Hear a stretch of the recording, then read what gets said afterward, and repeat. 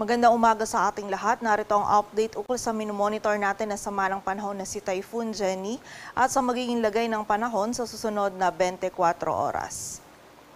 Patuloy pa ring binabaybay ni Bagyong Jenny ang karagatan at kaninang alas 4 ay hulitong namataan sa layong 350 kilometers east of Basco, Batanes. Taglay pa rin nito yung lakas ng hangin na 165 kilometers per hour malapit sa sentro at bugso ng hangin na umaabot sa 205 kilometers per hour. Ito ay kumikilos pa kanluran, hilagang kanluran sa bilis na 15 kilometers per hour at ngayong araw ina-expect natin na makakaranas na ng mga malalakas na hangin maging ng mga malalakas na pag-ulan na dulot ni Bagyong Jenny itong area ng extreme northern Luzon maging ang ilang areas pa ng northern Luzon. Samantala, ang southwest monsoon o habagat naman ay umiiral pa rin dito sa southern Luzon, Visayas at Mindanao kung saan ngayong araw ay magdudulot din ito ng mga pag-ulan, lalong-lalo na yan dito sa may western section ng Luzon, maging sa western section ng Visayas. So pag-iingat po para sa ating mga kababayan sa banta ng mga pagbaha at pagguho ng lupa.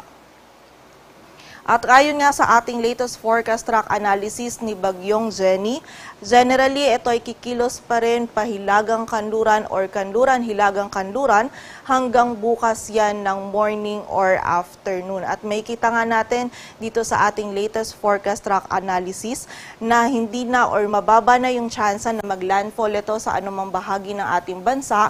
Ngunit bukas ng Miyerkules na-expect natin na ito yung pinakamalapit ni Bagyong Jenny dito sa may area ng extreme northern Luzon kung saan dahil nga din dito sa laki or lawak na sakop ni Bagyong Jenny, ngayon pa lamang ay makakaranas na ng mga malalakas na hangin itong area ng extreme northern Luzon maging itong ilang areas pa ng northern Luzon. And also yung mga malalakas din na pag-ulan ay mararanasan na dito sa area ng Batanes at Babuyan Islands. At ayon sa ating latest analysis, si Bagyong Jenny ay lalabas ng ating area of responsibility between Thursday morning or afternoon. At dahil nga mas papalapit na si Bagyong Jenny dito sa area ng extreme northern Luzon, ay meron pa rin tayo nakataas na wind signal number 2 dito sa area ng Batanes at wind signal number 1 naman dito sa area ng Cagayan kasama ng Babuyan Islands, northern at eastern portions ng Isabela, Apayao, Ilocos Norte, northeastern portion ng Abra, maging sa northern portion ng Kalinga, kung saan yung mga areas na nabanggit po natin na yan ay makakaranas ng mga malalakas na hangin na dulot ni Bagyong Jenny. At itong mga malalakas na hangin na ito ay posibleng magdulot ng mga damages, lalong-lalo na sa structures na gawa sa light material. So pag-ingat po para sa ating mga kababayan. At para naman sa mga malalakas na pag-ulan na dulot ni Bagyong Jenny, ngayong araw ang Batanes at Babuyan Islands ay makakaranas na ng mga malalakas na pag-ulan.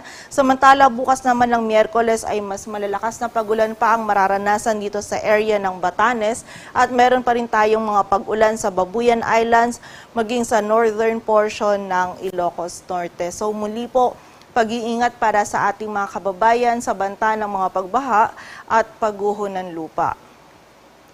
At para nga sa magiging lagay ng panahon ngayong araw ng Martes, magiging masungit na panahon ang mararanasan dito sa area ng Batanes at meron din tayong mga pag-ulan at may mga kasamang bugso ng mga malalakas na hangin dito sa Cagayan kasama ng Babuyan Islands, Isabela, Ilocos Norte, Abra, Apayao at Kalinga, dulot pa rin yan ni Bagyong Jenny. Samantala, yung trough or extension naman nito ay magdudulot din ng mga kalat-kalat na pag-ulan dito naman sa area ng Aurora, Quezon, maging sa nalalabing bahagi pa ng Ilocos Region, Cordillera Administrative Region at Cagayan Valley. Samantala, ang southwest monsoon o habagat naman po ngayong araw ay magdudulot din ng mga kalat-kalat na pag-ulan, lalong-lalo na yan dito sa may western section ng Luzon. Partikular na nga po yan dito sa Metro Manila, maging sa nalalabing bahagi pa ng Central Luzon at Calabarzon at sa buong bahagi ng Mimaropa. So ngayong araw po, ang malaking bahagi ng Luzon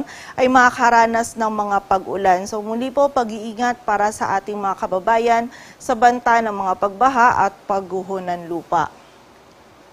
Samantala, dito naman sa bahagi ng Visayas at Mindanao, ang Western Visayas ngayong araw ay makakaranas din ng mga kalat-kalat na pag-ulan, pagkidlat at pagkulog dulot naman yan ng habagat. At yung nalalabi bahagi ng Visayas at buong bahagi ng Mindanao ay meron pa rin mararanasan ng mga isolated na mga pag-ulan, dulot naman yan ng mga localized thunderstorms. So muli po, pag-iingat pa rin para sa ating mga kababayan sa posibilidad ng mga pagbaha at pagguho ng lupa, and also makipag-ugnayan din po tayo sa ating mga LGU para sa mga aksyon na dapat nating gawin para sa ating kaligtasan. At para naman sa mga malalakas na hangin or yung enhanced southwest monsoon natin, magdudulot naman ito ng bugso ng mga malalakas na hangin ngayong araw dito sa area ng Aurora, Bataan, Bulacan, Metro Manila, Calabarzon, Mimaropa, Bicol Region at Western Visayas. Samantala bukas meron pa rin tayong mararanasan na bugso ng mga malalakas na hangin dito sa Metro Manila, Bataan, southern portion ng Aurora, Calabarzon, Romblon at yung malaking bahagi din ng Bicol Region. And by Thursday naman, patuloy pa ding makakaranas ng bugso ng malalakas na hangin ang Romblon, portions ng Calabarzon, maging ang bahagi din ng Bicol Region. At sa kasalukuyan ay meron din po tayong nataas na gale warning sa mga dagat baybayin niya ng Batanes, Cagayan kasama ng Babuyan Islands, maging sa Isabela kung saan mapanganib po ang pagpalaot lalong-lalo na sa mga kababayan nating mga isda, pati na rin yung may mga maliliit na sasakyang pandagat.